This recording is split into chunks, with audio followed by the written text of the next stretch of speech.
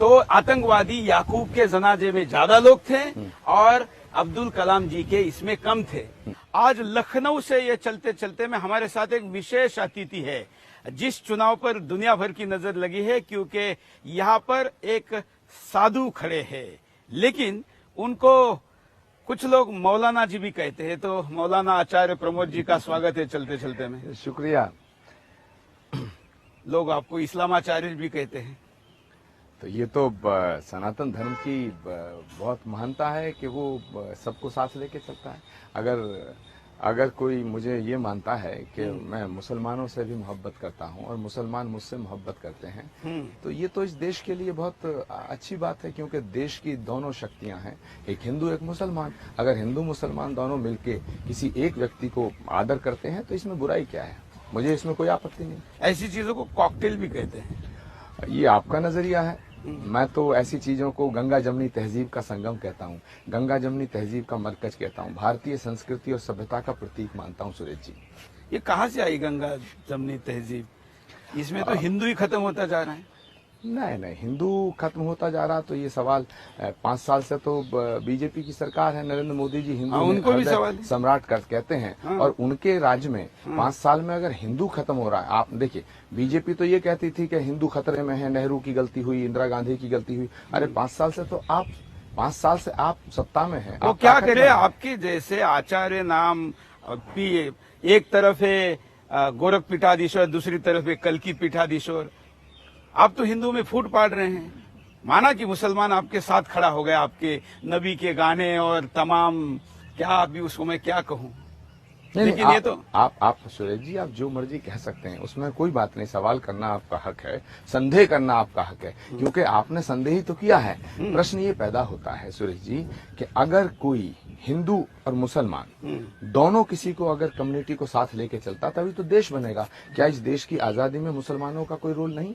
क्या इस देश का जब बंटवारा हुआ, रोल था, उसके बदले पाकिस्तान ले लिया ना? नहीं, जो मुसलमान पाकिस्तान नहीं गए और उन्होंने हिंदुस्तान की इस मिट्टी में मरना कबूल किया, गांधी की कयादत, गांधी का नेतृत्व स्वीकार किया, तो क्या गांधी को आप हिंदू नहीं मानते? तो उन मुसलमानों का दोष क्या है? क्या आप उन मुसलमानों को गद्दार मानते हैं? देखिए, ये तो हमारे पुरखों का बड़ा दिल था कि एक देश देने के बावजूद यहाँ पर लोगों को रख लिया। लेकिन अभी अगर वो कहेंगे कि नहीं, अब पाकिस्तान तो लड़के ले लिया, हंस के हिंदुस्तान ले लेंगे, तो कैसे दे देंगे? कौन ले लेगा हिंदुस्तान? तो बच्चे पैदा करके तो ले ही रहे हैं ना। नहीं, ये गलत बात है। जो हिंदुस्तान की जमीन पे पैदा होता है, हिंदुस्तान की मिट्टी में पैदा होकर के हिंदुस्तान की मिट्टी में मिल जाता, वो हिंदुस्तानी है। वो चाहे हिंदू हो, मुसलमान हो, सिख हो, ईसाई हो, कोई भी हो, बौद्ध हो। तो आप एक गद्दार ओवीसी जैसे लोगों के खिलाफ क्यों नहीं बोलते? ये जामा मस्जिद का ग्रैंड मुफ्ती जम्मू कश्मीर बोलता है कि अब हम इतने हो गए हैं कि एक और पाकिस्तान चाहिए। उसके खिलाफ आचार्य प्रमोद का आवाज उतना बुलंदी से क्यों नहीं आता जितना मोदी जी के खिलाफ आता है? नहीं, मैं नरेंद्र मोदी जी के भी खिलाफ नहीं हूँ, लेकिन नरेंद्र मोदी जी जो उनकी पार्टी देश से झूठ बोलती है, मैं उसके खिलाफ हूँ। मैं नरेंद्र मोदी जी के खिलाफ नहीं हूँ, ना मैं ओवैसी के खिलाफ हूँ, मैं सच के साथ हूँ। अगर ओवैसी गलत बयानी करते हैं तो मैं उनका भी खिलाफ अगर क्या है, मैं बोलता हूँ गलत करता ही है। इससे ज्यादा नमक हराम आदमी कौन हो सकता है हिंदुस्तान में? नहीं, ये मैं उनको नमक हराम नहीं कह सकता हूँ, लेकिन क्यों नहीं कह सकते? नहीं, आप कह सकते हैं, मैं नहीं कह सकता हूँ। आपने कहा, मगर मैं ये कहता हूँ कि मैं ना तो ओवैसी के साथ हूँ और ना मैं किसी दूसरे फेनेटिक आदमी के साथ हूँ, ना मैं जाकिर नाइक के साथ हूँ। मैं इस देश के साथ हूँ, मैं इस देश। लेकिन जाकिर नाइक के एक चेले आपके भी चेले हैं। कौन? दिग्विजय सिंह।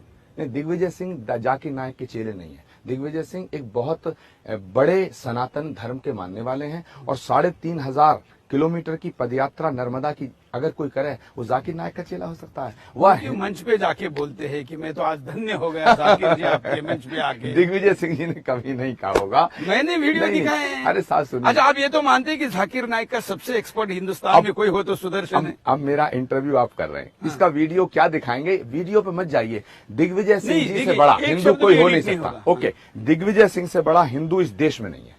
मैं क्योंकि आचार्य प्रमोद उनके गुरु है, तो इससे बड़ा क्या?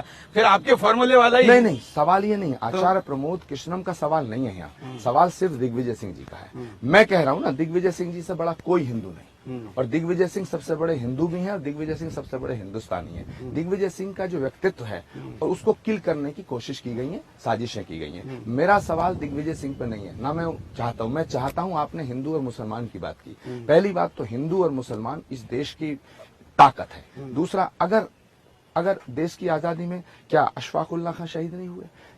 हिंदुस्तान पाकिस्तान की लड़ाई हुई तो वीर अब्दुल हमीद शहीद नहीं देखिए, हुआ? जिन्होंने इस देश के लिए प्राणों की नहीं, बलि दी, आप- मैं उनकी जाति देखता नहीं, मैं उनको हिंदुस्तानी मानता हूँ।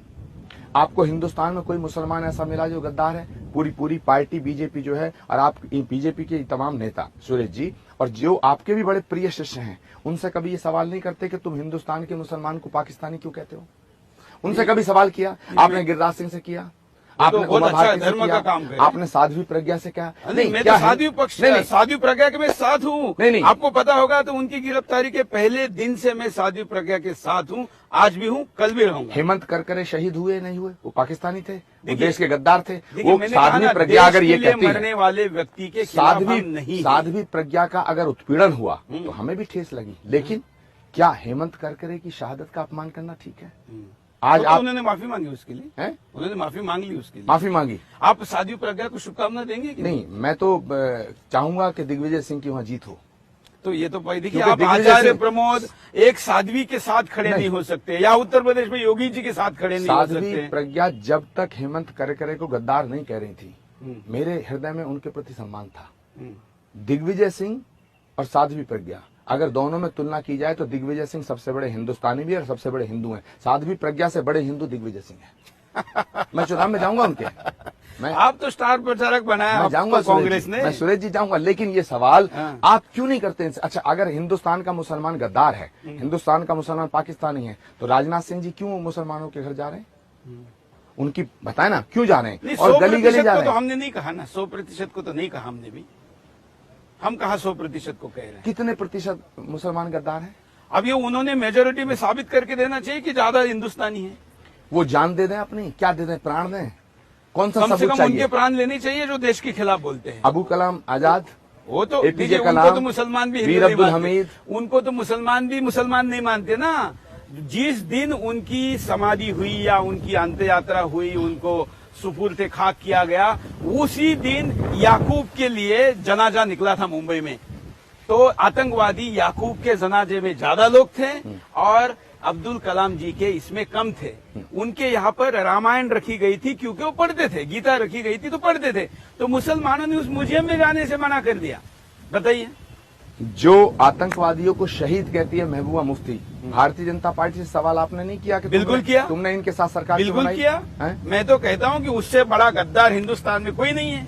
अगर महबूबा मुफ्ती गद्दार है, पीडीपी गद्दार है, तो बीजेपी गद्दार नहीं हुई, गद्दार के साथ खड़ी रही? तो हमारे ये दबाव में सवाल- उन्होंने छोड़ा ना। किसके दबाव तो में? आप छोड़ दीजिए, हिंदू समाज के दबाव में। नहीं, मैं- आप राक्षसों के साथ खड़ा होना छोड़ दीजिए। लोग तो आपको शुक्राचार्य कहेंगे आने वाले दिनों में। नहीं, मुझे शुक्राचार्य कहो या शनिचार्य कहो, मुझे इससे कोई फर्क नहीं पड़ता। मैं इस देश की एकता के लिए काम करता रहूंगा। मगर मेरा सवाल है आपसे, और आप पूछिएगा बीजेपी वालों से।